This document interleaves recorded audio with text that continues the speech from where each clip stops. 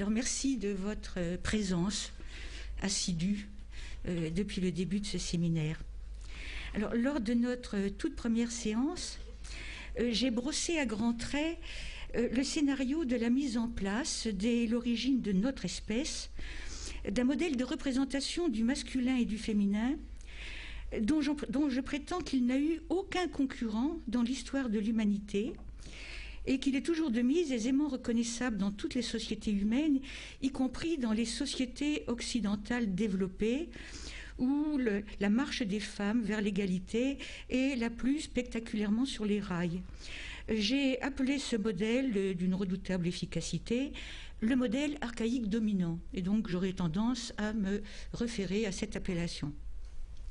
En quoi consiste-t-il et d'où tire-t-il sa force, sa prégnance et partant son universalité, de sa grande simplicité, je présume, et je vais résumer les grandes lignes de mon argumentation qui me sont nécessaires pour continuer sur le sujet d'aujourd'hui.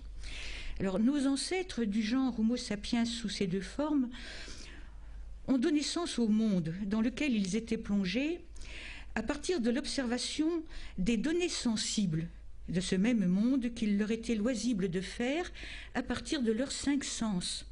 Les traits principaux qui connotent le type d'activité intellectuelle qui consiste à organiser des données en leur conférant du sens tiennent à la capacité de diviser des données complexes en unités plus simples, insécables, celles qui figurent dans le socle dur des données élémentaires qui sont toujours valables, et ensuite de comparer entre eux des faits en rapportant les faits nouveaux, complexes et massifs à des faits connus, classés, élémentaires et sur lesquels la volonté humaine n'a pas de prise.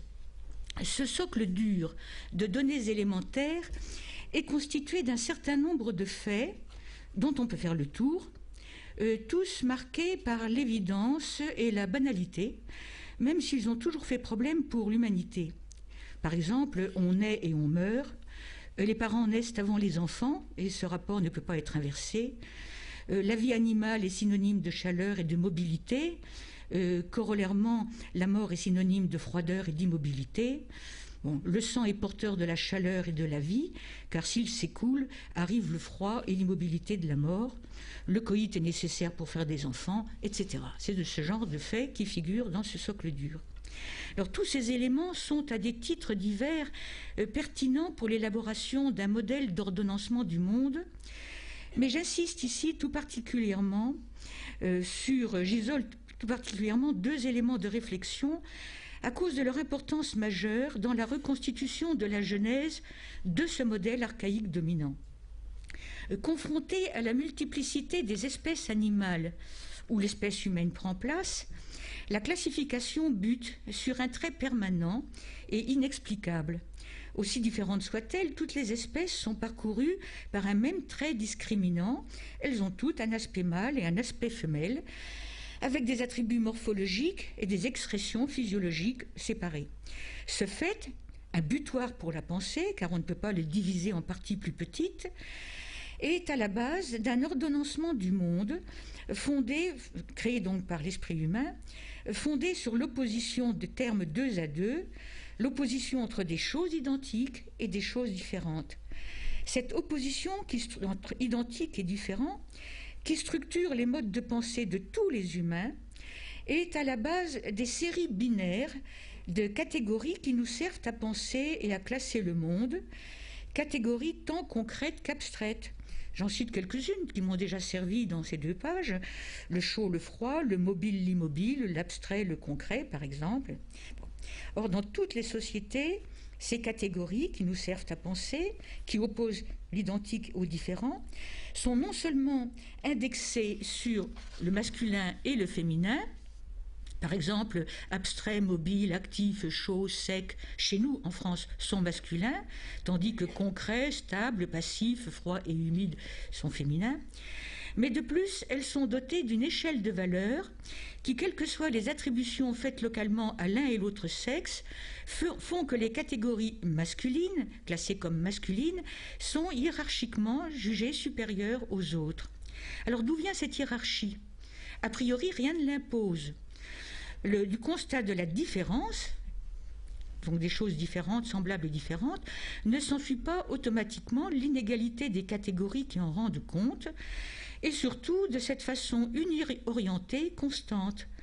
Si l'égalité parfaite n'est pas un trait de nature, on pourrait en effet imaginer des systèmes où la hiérarchie changerait de sens selon les contextes et de façon permanente.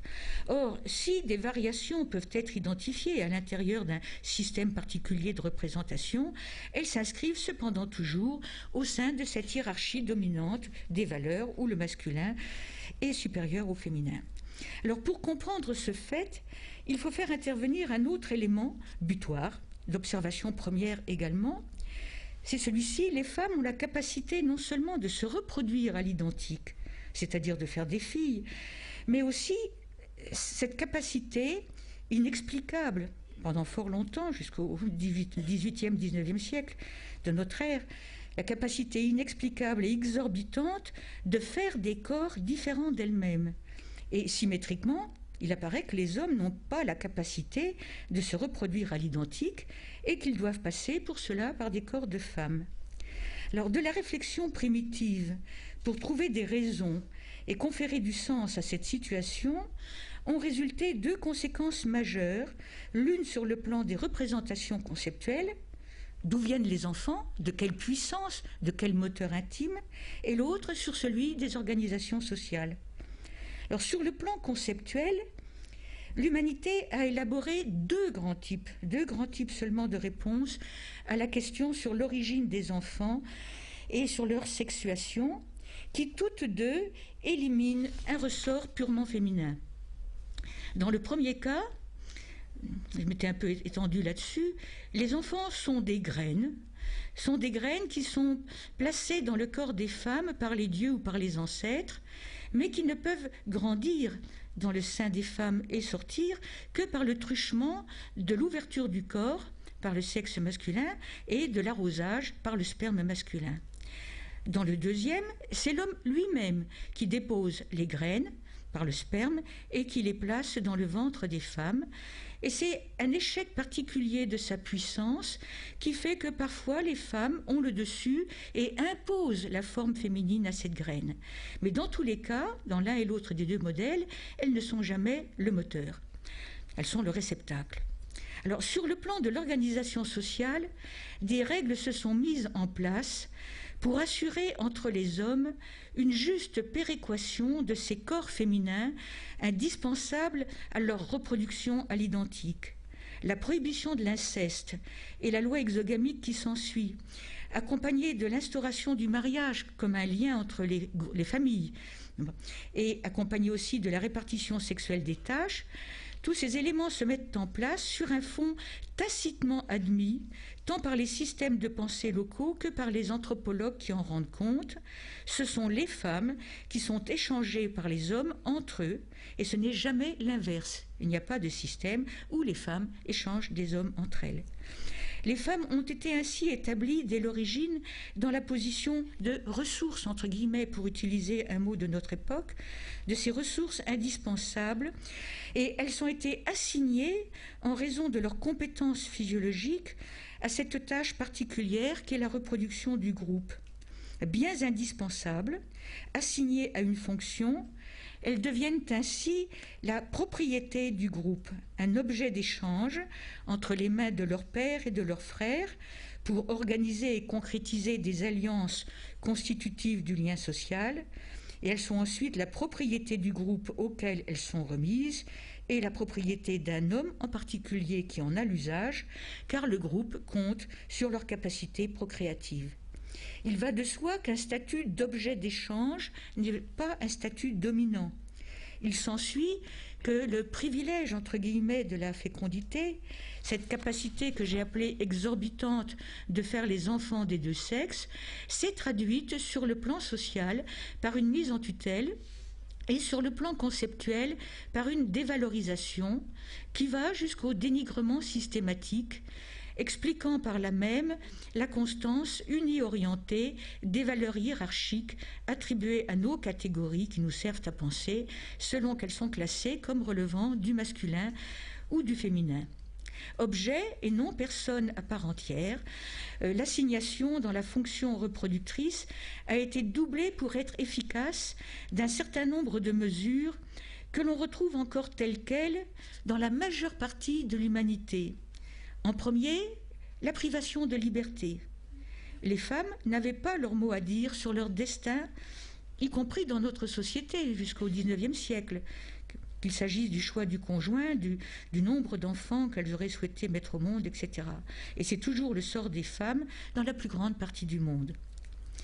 À cela s'ajoute la privation de l'accès au savoir, à l'éducation, car le savoir est ce qui permet la critique et qui permet l'émancipation.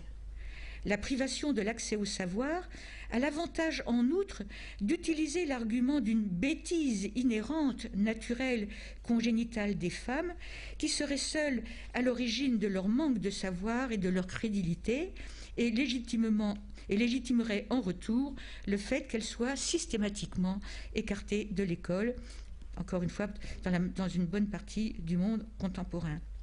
Et enfin, corollaire des deux autres aspects, la privation de l'accès aux fonctions d'autorité, garantes de prestige, autres que celles qui peuvent avoir lieu dans l'ordre du domestique sur leurs dépendants, les enfants et les serviteurs. Point dont on mesure encore la permanence dans les sociétés démocratiques évoluées, tant dans les domaines politiques, professionnels, que dans les domaines culturels, religieux, que sais-je encore. Alors, il s'agit, on le voit, d'une construction à la fois conceptuelle et sociale, d'une redoutable intrication.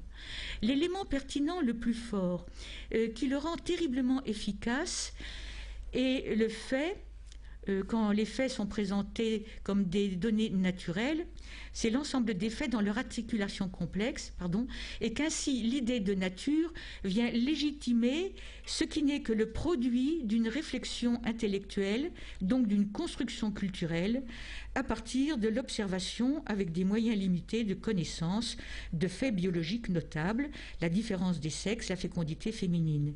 Les faits morphologiques et physiologiques existent, mais ils ne sont pas porteurs d'inégalités en eux-mêmes. Or, c'est l'ensemble des processus qui est vu sous l'angle d'une hiérarchie naturelle, au sens qu'elle serait inscrite dans les lois de l'espèce. C'est un modèle simple, efficace et aisément reproductible, comme nous avons pu l'entendre ici même, notamment dans la séance consacrée aux différences entre garçons et filles. Le dressage différentiel, allant dans le sens de la hiérarchie, a lieu dès la naissance, et on le repère tant dans les actes que dans les stéréotypes parentaux. Et on a vu avec quelle obstination une certaine science cherche toujours à légitimer la hiérarchie en la traquant désormais dans les arcanes cérébrales.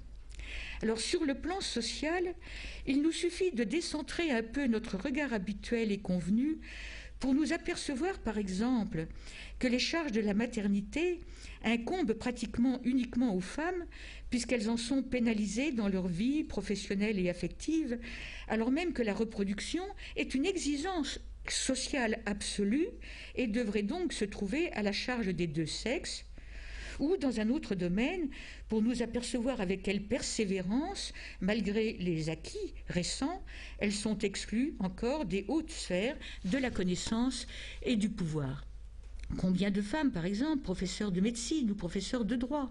Combien de femmes, chefs de gouvernement, députés ou simplement maires de grandes villes? Combien de femmes, grands chefs d'entreprise, etc. De plus, loin de disparaître, la justification par la nature, celle des choses, de la biologie, de la psychologie essentialiste, continue de faire des ravages. Il est certain que la hiérarchie a du bon, au moins pour ceux qui se trouvent du bon côté, et dont un certain nombre de représentants ont intérêt à ce qu'elle perdure. On peut même penser que certains agissent volontairement en ce sens, en se retranchant derrière des jugements de valeur dévalorisants, les faibles femmes à tête de linotte totalement dépendantes de leurs organes, par exemple. Mais un discours pseudo-scientifique réapparaît régulièrement, tant dans la recherche sur le cerveau, par exemple, comme Catherine Vidal nous l'a montré ici même, que dans des domaines moins pointus. Un livre récent auquel je pense établit ainsi comme une parole scientifiquement fondée que les hommes sont mus naturellement et exclusivement par une pulsion sexuelle qui va les pousser à copuler et donc à essaimer leur gène, tandis que les femmes sont tout aussi naturellement et même animalement mues par une pulsion maternante en dehors de laquelle pour elles rien n'existerait. Ces deux caractères entraîneraient, selon l'auteur, des visions différentes du temps, propulsées vers l'avenir, en mouvement, actif, une vision propulsée vers l'avenir, en mouvement, active et inquiète pour l'homme, et donc créatrice, et au contraire tournée vers le dedans, en rond, si je puis dire, circulaire, passive et béatement satisfaite sur le contenu de son utérus pour les femmes, et donc dénuée de créativité. C'est l'éternel retour au même. Et il faut, pour cet auteur, qu'il en soit ainsi dans la complémentarité pour que le monde fonctionne, ce qui implique que le père n'a pas à s'inquiéter du quotidien de sa progéniture, puisque les mères sont là pour ça, mais qu'il a simplement à s'ingénier à la faire, cette progéniture. Ajoutons à cela que l'inquiétude et la créativité tiennent à la présence chez l'homme d'une pulsion et d'une angoisse de mort dont les femmes seraient dépourvues, car seuls les hommes auraient hérité ces traits à partir du meurtre primordial du père commis dans notre haute préhistoire, que les hommes auraient accompli, reprenant ainsi la thèse freudienne de totem et tabou. Ce résumé peut sembler ironique et agressif, mais il ne l'est pas. Je veux simplement mettre en évidence qu'il s'agit là de la reprise d'éléments constitutifs intrinsèquement liés au modèle archaïque dominant, dont c'est la marque de fabrique en quelque sorte, et qui sont légitimés cette fois-ci, dans un langage moderne, au nom d'une réflexion philosophique et scientifique terriblement sommaire. Mais ce genre de livre plaît au plus grand nombre, en raison de sa facilité. Évidemment, il va, si je puis dire, dans le sens du poil, et il conforte tout un chacun agréablement dans des habitudes millénaires de pensée. Il est donc apparemment difficile de changer, mais cela n'est pas impossible. Une raison objective permet déjà de le postuler. L'ensemble de cette construction intellectuelle, pour solide qu'elle soit, est fonction, je l'ai dit, des connaissances et des moyens d'observation des humains, des origines, nos ancêtres. Ces conditions ont changé. Il y a vraiment peu de temps. Le microscope notamment, et le microscope électronique permettent l'accès à l'intime des corps. Nous ne dépendons plus des données immédiates d'essence. Depuis la fin du XVIIIe siècle, nous connaissons l'existence des gamètes sexuels. Et depuis le XXe siècle, vous voyez comme c'est récent, le double apport chromosomique dans la constitution de l'enfant. Nous savons que l'enfant n'est pas donné exclusivement par le père. Bien sûr, ce changement de regard n'influe pas directement sur le changement d'un ensemble de représentations aussi archaïques, et on peut voir cohabiter, c'est d'une expérience très classique pour les anthropologues, on peut voir cohabiter sans peine un modèle scientifique et un modèle populaire, et parfois même chez les mêmes personnes.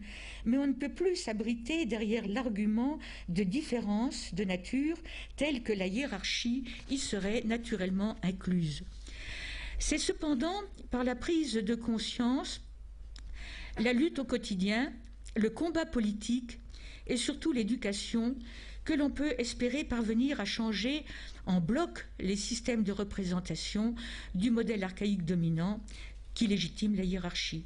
Encore une fois, il faut bien comprendre que ce modèle est si profondément ancré et intimement reproduit à chaque instant que son bouleversement sera très long à accomplir. Nous le commençons à peine, mais rien n'interdit d'opérer des actions qui, pour ponctuelles qu'elles soient, ont tendance à en disjoindre les pierres.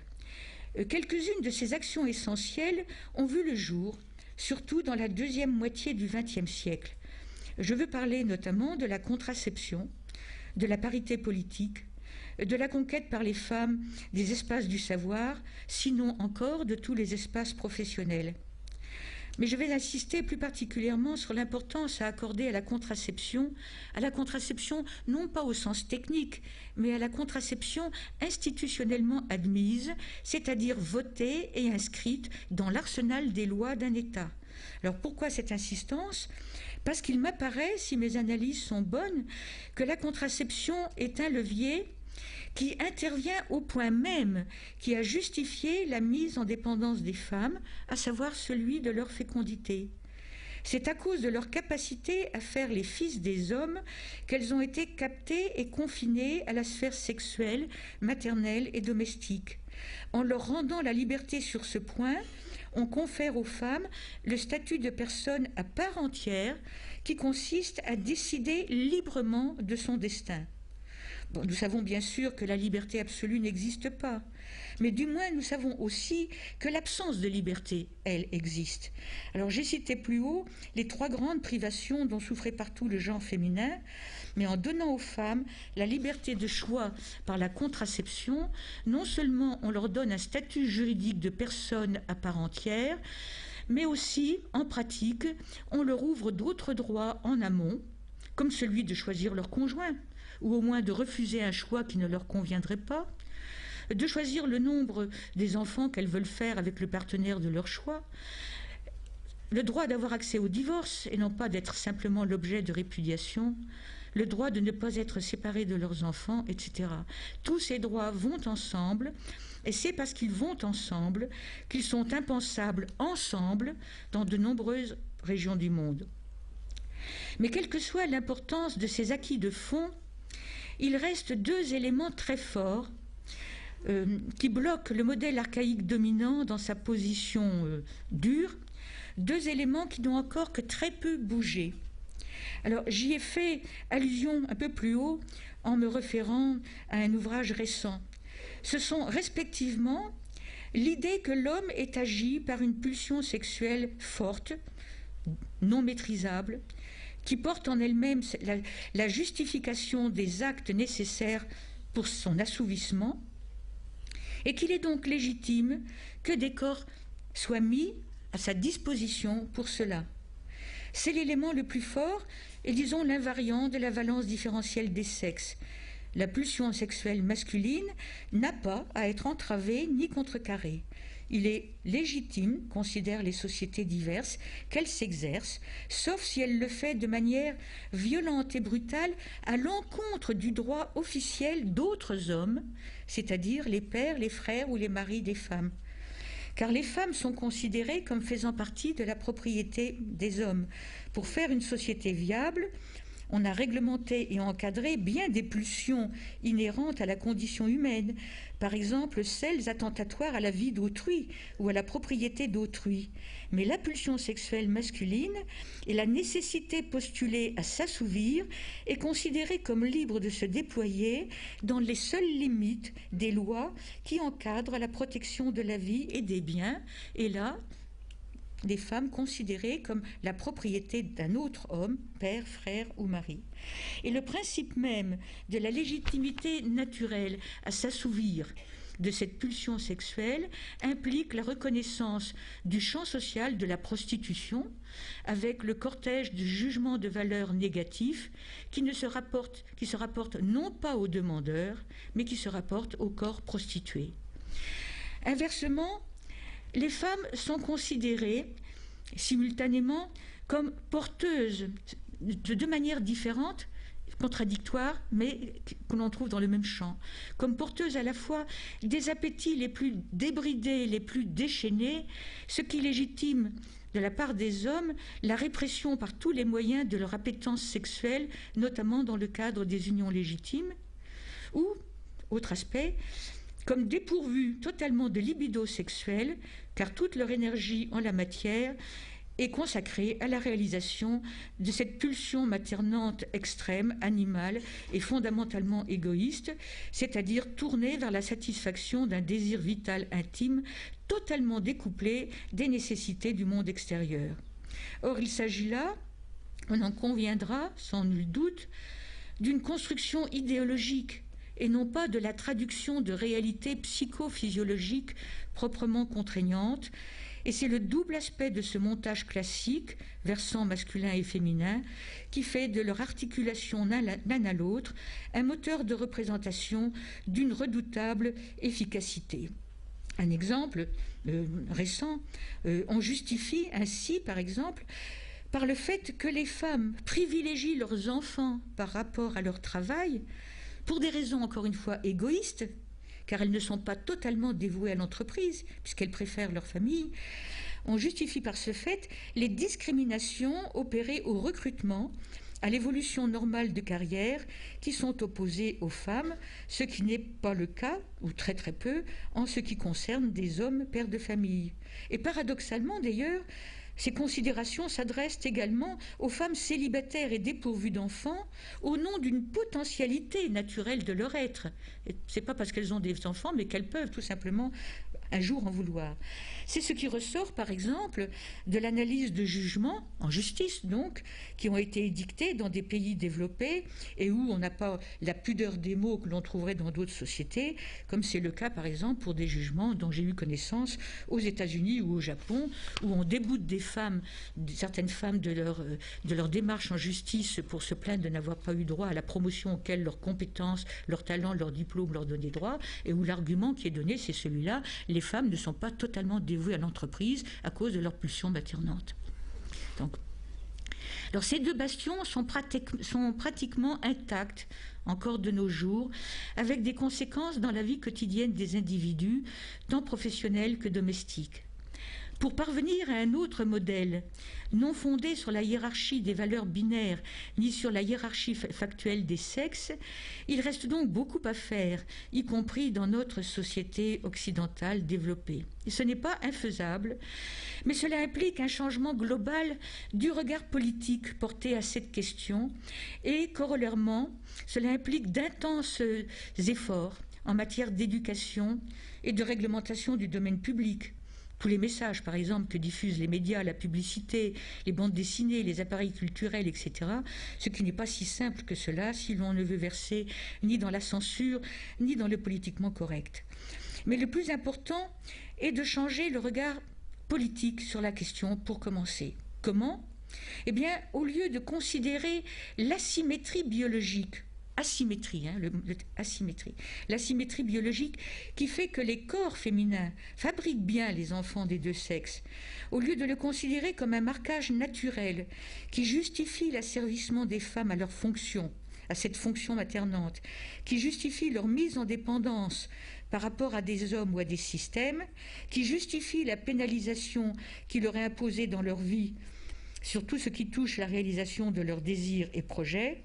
Par exemple, le fait que les CDD à temps partiel, peu intéressants, mal rémunérés, sont l'apanage des femmes seules et chargées d'enfants. Bon, bien, il conviendrait, en revanche, par un basculement intégral, de placer cette asymétrie biologique au cœur d'un système social visant à l'égalité des sexes dans la répartition des tâches et des devoirs. J'entends par là qu'il faut sortir la question du rapport des sexes de la sphère où elle a toujours été confinée, c'est-à-dire dans l'anecdotique, le domestique, le secondaire. Il convient au contraire de reconnaître politiquement qu'il s'agit d'un enjeu majeur, central, politiquement parlant. On y vient, à l'heure actuelle, arrive très lentement cette conscience par la bande, si je puis dire, et à partir notamment de la prise de conscience de la mortalité des femmes dans les pays occidentaux, dans le monde du domestique. On s'est aperçu, par exemple, prenons le cas de l'Espagne, mais je ne veux pas stigmatiser l'Espagne en particulier, c'est vrai pour l'ensemble des pays européens, mais on s'est rendu compte, la comptabilité en a été faite en Espagne, qu'il y a par an, disons 6 ou 7 fois plus de femmes qui meurent des coups de leur conjoint qu'il n'y a de morts par le terrorisme de l'ETA, par exemple. Bon. Mais dans un cas, les morts dans le cadre du terrorisme de l'ETA, c'est considéré comme un problème politique, et un problème politique majeur, central, et qui va être traité comme un problème politique. Dans l'autre, en revanche, cela a toujours été considéré comme un problème déplorable de l'ordre du psychologique et du domestique, mais n'est pas considéré comme central. Ce changement de regard est en train de s'opérer très lentement, mais il reste que l'on a toujours, si vous voulez, une journée des femmes tous les ans, mais le simple fait qu'il y ait une journée des femmes implique que les femmes ne sont pas au centre du problème, au centre de la vision politique des États. Alors, avant d'imaginer obtenir ce changement radical, cette révolution du regard politique, on peut, comme on l'a fait pour la contraception, à travers des actions qui demandent énormément d'efforts et de mise en place, on peut s'efforcer de parvenir à des mesures ponctuelles qui reconnaîtraient la symétrie biologique sans la mettre au débit des femmes, et paradoxalement, parfois, en favorisant apparemment les hommes, c'est-à-dire une forme de discrimination positive inversée. Je peux citer quelques pistes, par exemple, qui sont entrevues, mais pour lesquelles nous n'avons pas encore été jusqu'à une réalisation intégrale.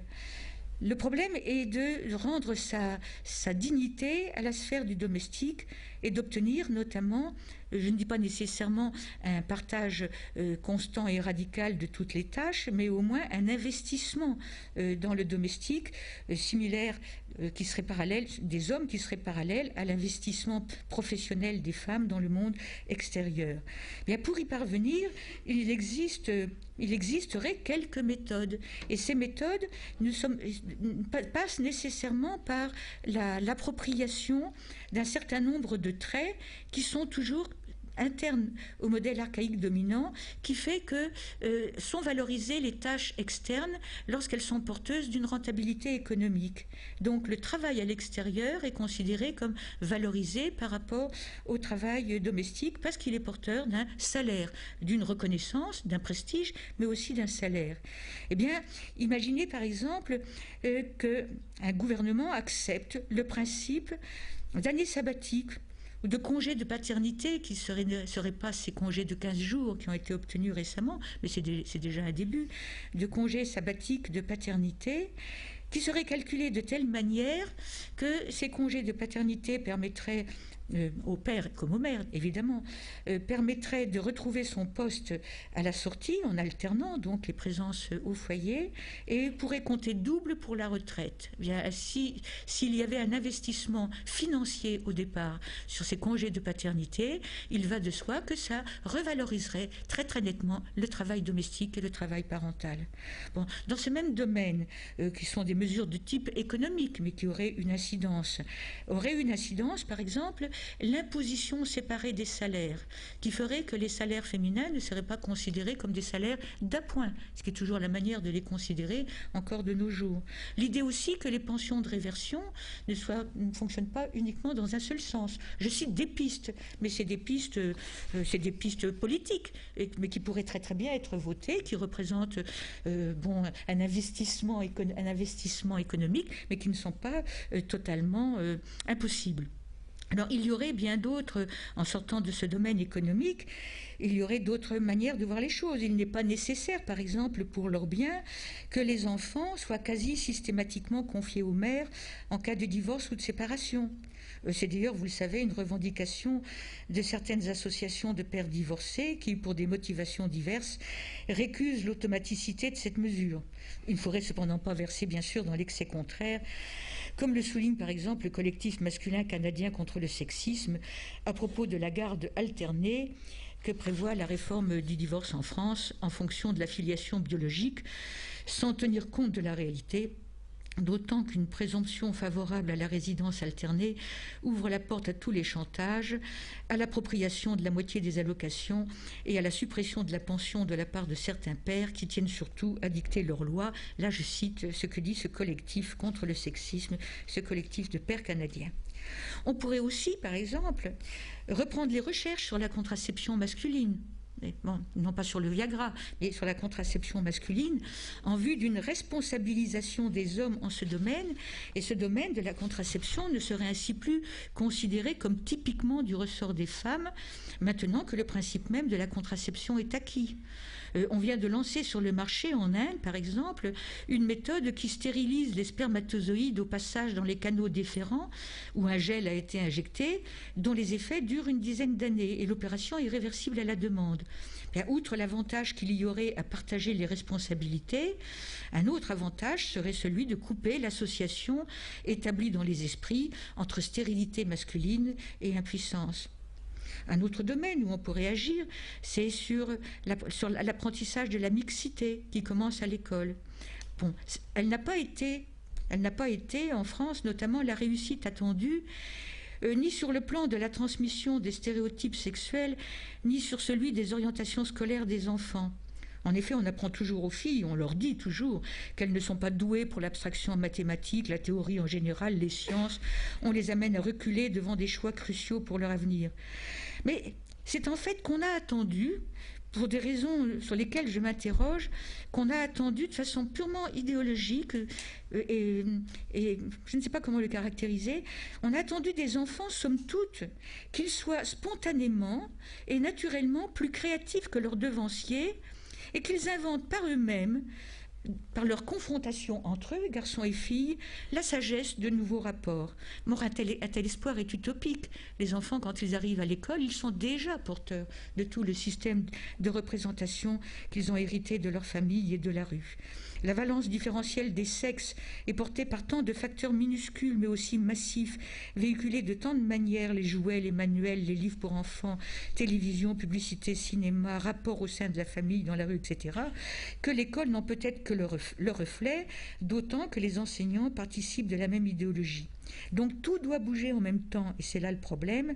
La mixité scolaire est néanmoins une bonne chose, à condition de veiller à ce que les effets pervers de la domination sexuelle telle qu'elle accourt aujourd'hui ne s'exercent pas sur les filles dans les établissements scolaires, qu'ils soient de type intellectuel, en les écartant de certaines activités, mais aussi physiques ou sexuelles, la domination trouvant ainsi dans l'école un champ clos exceptionnellement favorable à son exercice entre enfants et adolescents de la même classe d'âge. Alors, dans le domaine privé, l'action pour une plus grande égalité est du ressort des individus qui transcrivent l'air du temps dans leurs rapports, à condition que ceux-ci ne soient pas régis par la violence brute.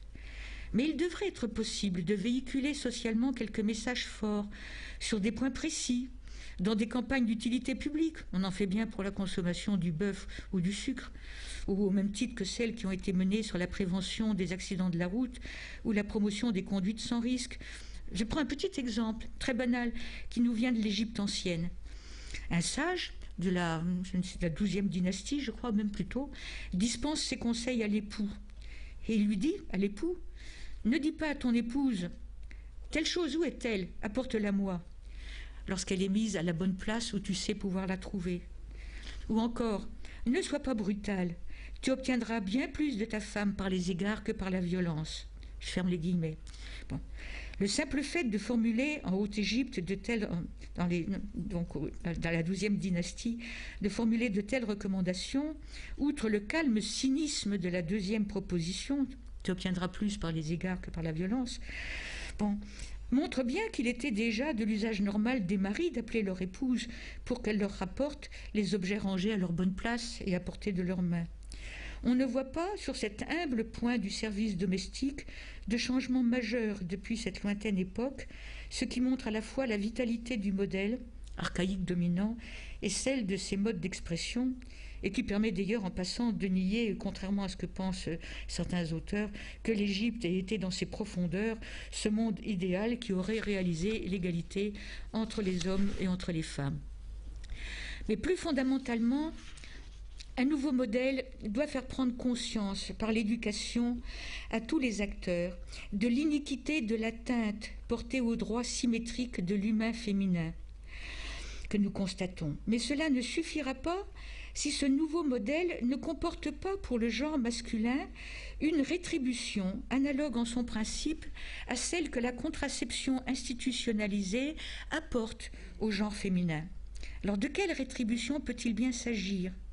Eh bien, ça peut être la libération de l'obligation de paraître, le fait de placer dans d'autres registres que le registre sexuel par domination et contrainte l'accomplissement de soi et la considération intime que l'on en attend, la certitude de plaisir librement consenti auprès de compagnes elles aussi désinhibées. L'historien américain Theodore Zeldin écrivait en 2003 que, je cite, « À chaque fois que dans un couple, l'un réussit à traiter l'autre en égal et à écouter attentivement ce qu'il dit, il change le monde, même si c'est de façon infime. Il peut savourer personnellement et immédiatement le résultat. L'égalité dans le respect a remplacé l'égalité économique en tant qu'objectif immédiat. » Rien ne doit être impossible ou interdit entre des partenaires adultes avertis et consentants. L'un de ces plaisirs sera sans doute celui de vivre à égalité de façon nouvelle une sexualité libre, hors de l'opacité d'une relation payante ou d'une relation brutale de domination. On se doute que ce n'est pas là un modèle aisé à construire, ni même qu'il soit acceptable avant longtemps pour tous. La nécessité de sortir de la routine quotidienne d'un rapport inégal, en découvrant les charmes aussi de la séduction progressive et constante au sein du couple, est un des facteurs de ce nouveau modèle dont nous prônons qu'il pourra un jour avoir cours. Séduction non pas entendue de la manière triviale qui opposerait deux modes soi-disant naturels, d'un côté la virilité agressive et triomphante et de l'autre les raies de la coquetterie imputée au féminin, mais cet effort constant pour aller vers l'autre, pour le comprendre et pour l'amener à soi. C'est un modèle fort éloigné de celui qui oppose le couple autorité-obéissance, qui est celui qui fonctionne dans beaucoup de parties du monde, ou celui qui se bâtit sur des habitudes dépourvues de discours. La séduction, comme je l'entends, nécessite un effort constant. Ce n'est donc pas seulement le politique qui sortira l'humanité de la vision hiérarchique dans laquelle elle est plongée, il le faut pourtant, mais ce n'est pas seulement par la voie politique. Et cette vision hiérarchique qui est si confortable, au moins pour une partie de l'humanité, c'est l'action sur nous-mêmes. Et ce n'est pas là le moins difficile, mais je vous assure que c'est faisable. Merci.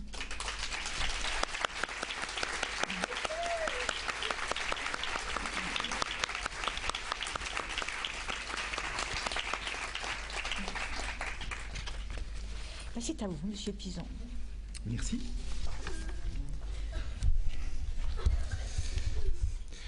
Alors, le titre de ma présentation est de la Cité des sciences, mais je l'assume. On ne naît plus homme ou femme par hasard. Je vais plus particulièrement traiter de l'évolution de la proportion de garçons et de filles à la naissance dans le monde. Alors, il naît normalement autant de garçons que de filles, ou presque, parce qu'en moyenne, il naît 105 garçons pour 100 filles dans l'espèce humaine. Alors, cette quasi-constante biologique, eh bien, elle ne l'est peut-être plus. Depuis les années 80, on a vu la proportion de garçons à la naissance augmenter dans plusieurs pays d'Asie de l'Est, notamment en Chine et en Corée du Sud. Alors, en Chine, le nombre de garçons était de 107 pour 100 filles au début des années 80 et elle a beaucoup augmenté jusqu'à atteindre autour de 115 garçons pour 100 filles au début des années 90 et la progression a continué après puisque d'après le recensement de 2000 on arrive à 117. En Corée du Sud, la même évolution pratiquement et au même moment, de 105 garçons pour 100 filles, on arrive aussi à 115 au début des années 90. Différence avec la Chine, on a observé un retournement dans les années 90. La proportion est retombée à un niveau autour de 109-110 garçons pour 100 filles et elle s'y est maintenue. Donc c'est un niveau supérieur au niveau normal de 105, mais inférieur à ce maximum du début des années 90. On reviendra plus tard sur ce retournement qui distingue la Corée du Sud de la Chine. Voilà. Alors la question, pourquoi dans ces deux pays cette évolution quasi simultanée? Alors, c'est des pays où il y a une préférence marquée pour les garçons, mais ce n'est pas un phénomène nouveau. C'est des sociétés où ça existe depuis très longtemps. Alors, pourquoi jusque-là, la proportion de garçons était quasiment normale? Et pourquoi elle s'est mise à augmenter dans les deux pays pratiquement simultanément? Alors, on traitera de la question, est-ce que ce phénomène s'observe ailleurs? Est-ce qu'il va s'étendre à une large partie de la planète? Et quelles en sont les conséquences, à la fois sur la population et sa croissance, aussi sur le statut des hommes, des femmes, des relations entre les genres? Alors, pourquoi en même temps la proportion de garçons et de filles a augmenté dans ces deux pays? Eh bien, ces deux pays partagent deux traits en commun. La société est fortement patrilinéaire. J'ai rappelé qu'il y avait une préférence pour les garçons, mais elle est très marquée. Et il y a une obsession dans les familles, c'est d'avoir au moins un garçon. C'est un garçon qui assurera les vieux jours de ses parents et qui aussi leur rendra le culte des ancêtres lorsqu'ils seront morts pour que leur esprit vive en paix. Donc c'est très important qu'il y ait un garçon. Un deuxième trait en commun, dans ces deux pays, la fécondité était encore élevée au début des années 60. Les femmes avaient 5 à 6 enfants en moyenne chacune, et la fécondité a baissé très rapidement. 20 ans après, elle n'était plus que de 2 enfants en moyenne par femme, et aujourd'hui, elle est encore inférieure, 1,9 enfants en moyenne pour les Chinoises et 1,3 enfants en moyenne pour les Coréennes. Voilà. Alors, cette baisse de la taille des familles a changé du tout au tout la probabilité pour une famille d'avoir au moins un garçon. Lorsque une famille comprend 2 enfants, quelle est la probabilité pour qu'elle n'ait pas de garçon? Eh bien, c'est un quart, 25%. Avec le sexe ratio normal, la probabilité que le premier enfant soit une fille, elle est de 1,5. La probabilité que le deuxième enfant soit une fille, elle est indépendante de ce qui est arrivé lors de la première naissance. C'est pas parce qu'on a eu une fille qu'on a plus de chances d'avoir une fille la seconde fois. Et donc, 1,5 multiplié par 1,5, ça fait un quart. Donc, il y a une famille sur 4 de 2 enfants qui est composée de 2 filles, une famille sur 4 de 2 enfants qui est composée de 2 garçons, et puis une sur 2, un garçon et une fille. Dans un cas sur 4, le garçon arrive en premier, dans un cas sur 4, la fille arrive en premier. Voilà. Alors, quand les familles ont 6 enfants, eh bien, la probabilité de n'avoir que des filles, donc pas de garçons, elle est proche de 1%. Elle est très faible. Alors, vous pourrez faire le calcul. Il faut multiplier 1,5 par 1,5 6 fois, puisque les événements sont indépendants à chaque fois. Donc, anciennement, mais il n'y a encore pas longtemps, eh bien, il était rare pour une famille de ne pas avoir de garçons. Avec des familles à 2 enfants, ce risque est devenu plus fort. D'où ce comportement des familles d'influer sur le hasard pour avoir au moins un garçon. Voilà. Alors, dans ces deux pays, finalement, les familles ont été amenées à concilier 2 souhaits. Le souhait de ce garçon et puis le souhait d'avoir peu d'enfants, parce que maintenant, c'est une réalité, les familles désirent peu d'enfants. Pour s'affranchir du hasard, eh bien, comment faire ? Choisir le sexe de son enfant, c'est un vieux rêve dans l'espèce humaine. Pour l'instant, il n'existe pas de méthode pour choisir le sexe de l'enfant à la conception ou pour influer sur le risque que ce soit un garçon ou une fille. Aucune recette ne marche. Si vous ne le saviez pas, je vous le confirme. Voilà. Alors, pourtant, dans les pays où la proportion de garçons a augmenté, eh bien, les gens ont réussi. Alors, comment ils ont réussi ? Eh bien, c'est en déterminant le sexe du fœtus pendant la grossesse et en avortant si ce n'était pas celui désiré. Alors, c'est une méthode qui n'est pas efficace à 100% parce que ça ne garantit pas la naissance d'un garçon. Ça évite la naissance d'une fille. Et il faut souvent répéter plusieurs fois l'opération pour avoir un garçon, avec certaines familles ne réussissant même pas du tout. Voilà. Puis alors, la méthode, elle suppose qu'on sache déterminer le sexe pendant la grossesse.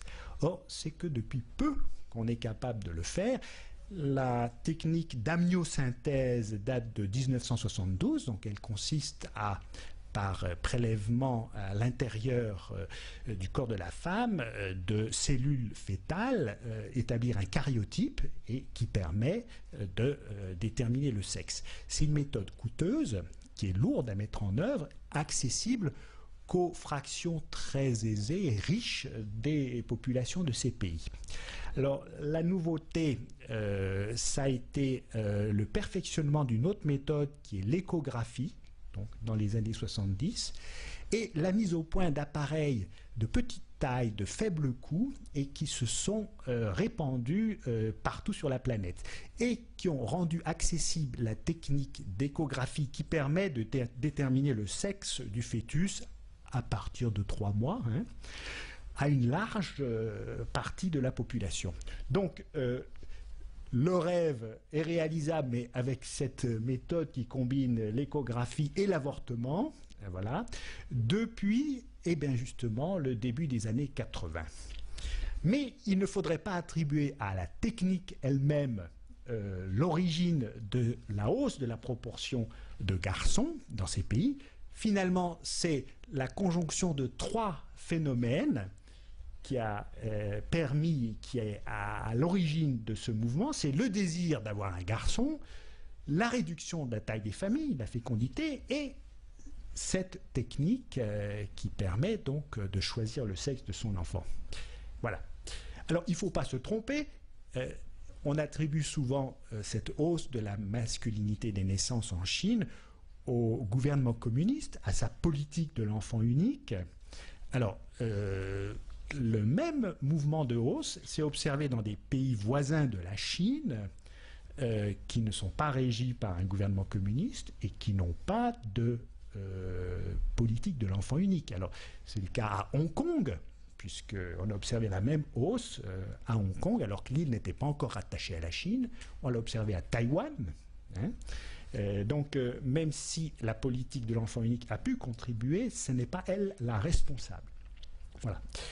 Alors, dans ces pays, on s'aperçoit que la sélection du sexe n'est pratiquée que pour certains enfants, et que pour le premier-né, pour l'instant, eh bien, les parents laissent le hasard jouer.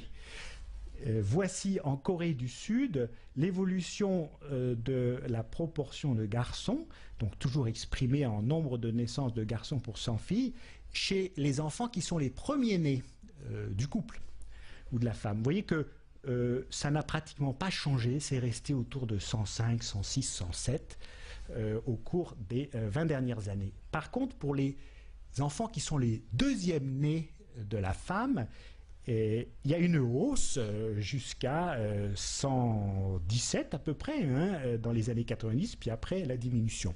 Pour les enfants qui sont le troisième de la famille, alors la hausse est nettement plus marquée, puisque au début des années 90, c'était 2 enfants sur 3 qui étaient des troisièmes de la famille, qui étaient des garçons. Donc, vous voyez, on sélectionne, mais à partir du deuxième et surtout du troisième enfant et au-dessus. Alors, là aussi, la sélection du sexe dépend du sexe des enfants déjà nés. Alors là, on examine les données chinoises il y a un peu plus de 10 ans, donc tirées du recensement de 90 en Chine. Voici le rapport de masculinité pour les enfants qui étaient les premiers de leur famille, donc à peu près normal, 106 garçons pour 100 filles. Lorsque la famille avait déjà un enfant, et que cet enfant était un garçon, eh bien, le rapport est de 101 garçons pour 100 filles, un peu inférieur à la normale. Par contre, si le premier-né était une fille, le rapport est de 149 garçons pour 100 filles. Alors là, on voit nettement cette obsession, ce désir à tout prix d'un garçon. Quand la famille a déjà 2 enfants et qu'il y a un troisième qui naît, si les 2 premiers sont 2 garçons, eh bien, le rapport est de 74 garçons pour 100 filles. S'il y a un garçon et une fille, il est de 116, donc nettement au-dessus du rapport normal. Et s'il y avait déjà 2 filles qui sont nées et un troisième enfant qui naît, alors là, 225 garçons pour 100 filles. Alors, ce qui est intéressant de noter, c'est qu'on retrouve cette préférence pour les garçons, mais dans le cas des couples qui avaient déjà 2 garçons, vous voyez qu'il y a un déficit de garçons là. Ça veut dire que après avoir déterminé le sexe par échographie, certains couples ont procédé à l'avortement du fœtus qui était masculin. Donc, s'il y a avortement, ce n'est pas toujours des filles. Il y a des avortements de fœtus masculins. Pourquoi? Parce qu'il y a ce désir chez les Chinois, comme partout sur la planète, d'avoir un garçon et une fille. C'est finalement le premier choix. Et donc, on est prêt à avorter de fœtus de garçon pour avoir la fille. Alors, je vous ai parlé de la Chine et de la Corée du Sud parce que c'est les premiers pays où le phénomène est apparu et il est spectaculaire. Mais en Inde, eh bien, on sélectionne aussi. Voici le nombre de garçons pour 100 filles. Alors, parmi les enfants de moins de 7 ans recensés, parce qu'on n'a pas des données de naissance, et le recensement de 81 en Inde faisait apparaître 104 garçons pour 100 filles dans cette tranche d'âge.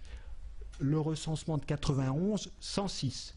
Le recensement de 2001, 108. Donc, il y a une augmentation de ce rapport chez les enfants de moins de 7 ans, qui est l'indication qu'il y a probablement une sélection du sexe pendant la grossesse. Alors, le phénomène est nettement moins marqué que dans l'ensemble de la Chine, mais d'un État indien à l'autre, il y a de grandes variations. Et par exemple, au Pendjab et en Haryana, donc c'est des États du nord-ouest de l'Inde, eh bien, on trouvait 125 garçons pour 100 filles parmi les enfants de moins de 7 ans au recensement de 2001. Et donc, des niveaux pratiquement équivalents à ceux, c'est supérieur donc à l'ensemble de la Chine. Donc, pour l'instant, le phénomène s'est développé dans quelques États indiens et surtout dans le nord-ouest. On retrouve un déséquilibre anormal au Rajasthan et dans d'autres États voisins. Mais c'est vrai qu'à l'échelle de l'ensemble de l'Union indienne, le phénomène est moins apparent. Donc, voilà. Curieusement, il n'y a pas qu'en Asie de l'Est et du Sud que l'on sélectionne. Dans les pays du Caucase, donc en Géorgie, en Azerbaïdjan et en Arménie, on a découvert récemment que au cours des 10 dernières années, le rapport de masculinité avait considérablement augmenté. Vous voyez qu'on atteint pratiquement 120 garçons pour 100 filles en 2000. Et on est à des milliers de kilomètres de la Chine et de la Corée du Sud. Alors, comme preuve que dans ces pays, et là c'est l'exemple de la Géorgie, il y a une préférence pour les garçons, voici quelles sont les probabilités pour une famille de s'agrandir en ayant un nouvel enfant, selon le nombre d'enfants qu'elle a déjà et selon le sexe de ses enfants. Alors, la partie gauche du graphique vous montre donc la proportion de couples qui ont un deuxième enfant parmi ceux qui en ont un, et cet enfant étant un garçon, c'est presque 70% des couples qui ont un deuxième enfant. Quand c'est une fille, il y en a un peu plus qui ont un deuxième enfant. Donc, mais si on examine maintenant les couples qui ont déjà 2 enfants et on calcule la proportion de ceux qui en ont un troisième, vous voyez que tous les couples qui ont au moins un garçon, eh bien, ont un troisième enfant pour 20% d'entre eux. Donc il n'y en a qu'1 sur 5 qui entament une troisième grossesse pour avoir un troisième enfant. Quand les 2 premiers sont 2 filles, ben, c'est presque le double, c'est 40% des couples qui ont un troisième enfant. Donc là, nettement, le signe qu'il y a aussi dans le Caucase ce désir d'avoir un garçon à tout prix, et des données autres montrent qu'on sélectionne, comme en Chine, en Corée, en utilisant l'échographie et l'avortement sélectif. Il y a des données hospitalières. Voilà. Alors, ces résultats posent plusieurs questions. Concernant les États d'Asie où le phénomène est maintenant bien développé, est-ce qu'il va se poursuivre et le rapport continue à augmenter ?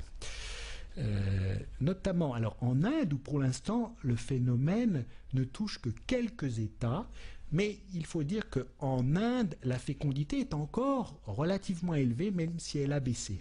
Et elle varie beaucoup d'un État à l'autre.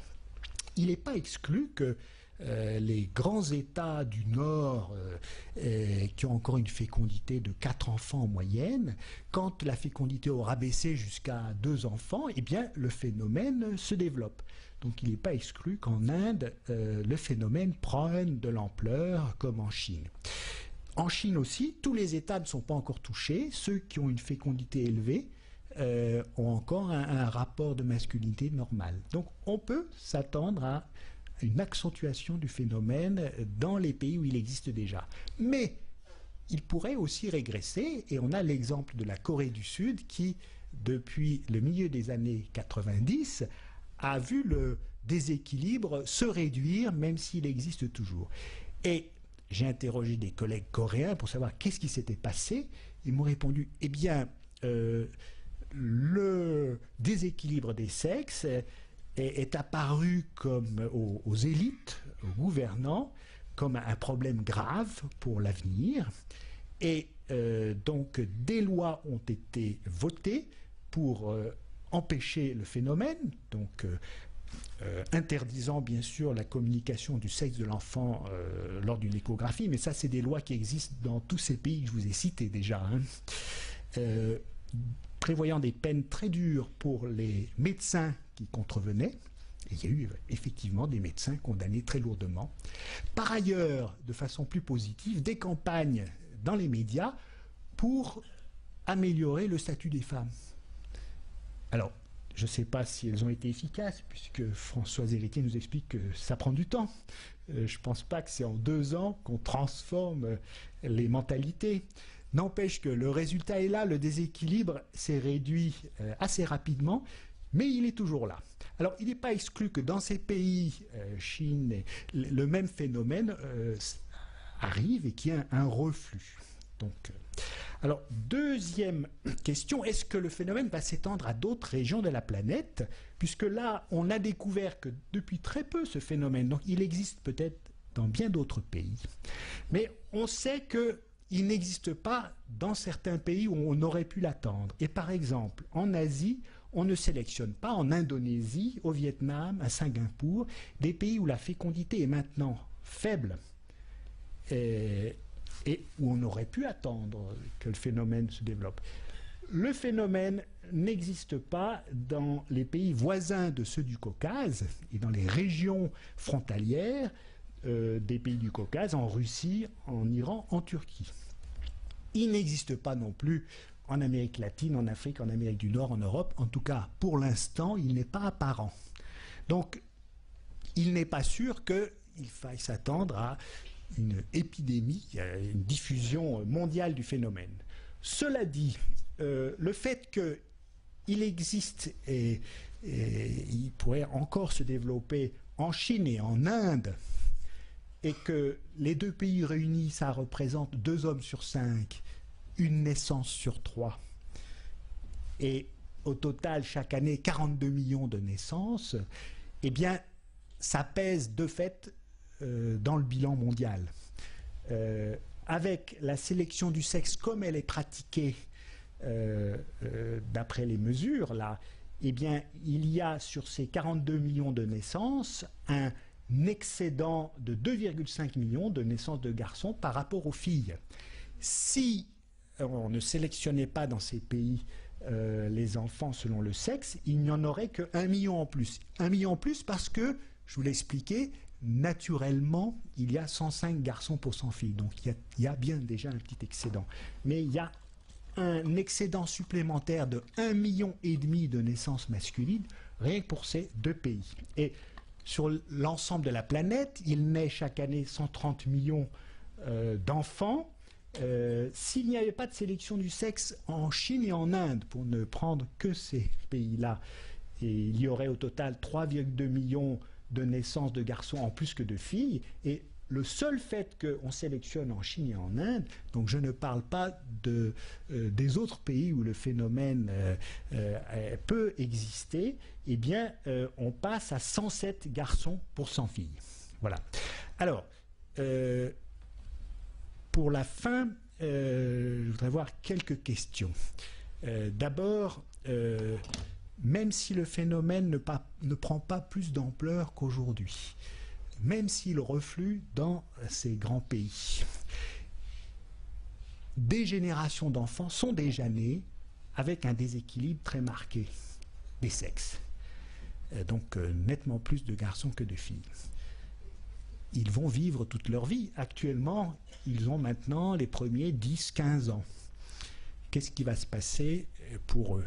Eh bien, les filles dans ces générations sont minoritaires, nettement plus minoritaires que normalement par rapport aux garçons. Alors on peut se dire qu'elles ne vont pas avoir de problème pour trouver un conjoint, se marier, à l'inverse des garçons dont certains ne vont pas trouver de partenaire ou de conjoint.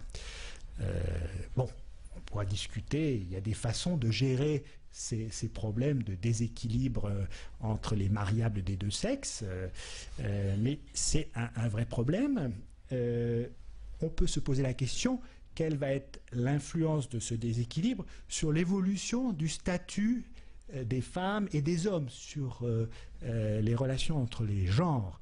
Et ça revient à une question soulevée par Françoise Héritier. On peut imaginer que ça pourrait accélérer un équilibrage entre le statut des hommes et des femmes, plus d'équité. Les femmes devenant une denrée rare, bien on va les soigner. Les questions de dot vont être complètement renversées, puisque c'est les familles qui ont des filles à marier qui vont demander, dans les pays où traditionnellement il fallait doter les filles pour pouvoir les marier, eh bien, il va falloir doter les garçons, parce qu'il va y avoir pénurie donc, de filles. Ça va peut-être accélérer l'évolution des statuts des deux sexes, ça peut aussi le ralentir. Et puis dernier point, concernant l'évolution de la population mondiale. Vous savez que la croissance de la population mondiale ralentit d'année en année, et on entrevoit le moment où elle va se stabiliser parce que la fécondité serait proche de ce qu'il faut pour remplacer les générations. Et ce niveau qui remplace les générations, c'est quand il naît 2 enfants par femme en moyenne, un tout petit peu plus pour tenir compte justement de ce qu'il naît un peu plus de garçons que de filles. Donc il y a souvent on dit 2,1 enfants en moyenne par femme, c'est ce qu'il faut pour remplacer les générations. Pourquoi 2,1? Eh bien parce que il faut produire des garçons qui sont un petit peu en excédent et des filles. Alors si on veut qu'une femme soit remplacée par une fille, il faut qu'elle ait un tout petit peu plus que 2 enfants, donc 2,1. Voilà. Mais si il naît plus de garçons que de filles, par exemple 120 garçons pour 100 filles, eh bien pour remplacer les générations, c'est plus 2,1 enfants, mais c'est 2,3 enfants. Est-ce que les femmes vont accepter d'augmenter leur fécondité pour assurer ce remplacement? En tout cas, les Nations Unies, dans leur scénario pour la population mondiale demain, proposent une stabilisation de la fécondité à 2,1 enfants par femme, donc qui permettrait, après le ralentissement de la croissance, sa stabilisation à un niveau qui pourrait être proche de 10 milliards d'hommes. Et à terme, donc, une croissance zéro. Mais si le rapport de masculinité doit être déséquilibré durablement, eh bien, le scénario est à revoir. Soit la fécondité dans le monde diminue jusqu'à ce niveau proche de 2 enfants en moyenne, et ça veut dire que s'il y a des équilibres des sexes et plus de garçons, la population mondiale se mettrait à diminuer. Soit un scénario avec une fécondité un peu supérieure, et nettement supérieure à ce seuil que l'on entend partout, et là, la population serait maintenue à son niveau. Donc il y aura peut-être une pression à un moment dans ces États sur les femmes, sur les couples, pour que les femmes aient plus d'enfants si l'objectif c'est de maintenir la population. Voilà, et ça commence à devenir un objectif dans les pays du Sud qui ont vu leur fécondité se réduire très fortement, oui, comme la Corée du Sud, qui voient la population vieillir rapidement. Le déséquilibre des sexes peut entraîner un vieillissement de la population plus rapide que ce qui était prévu et des perspectives à terme bien différentes de celles que l'on a en tête. Merci beaucoup. Merci beaucoup.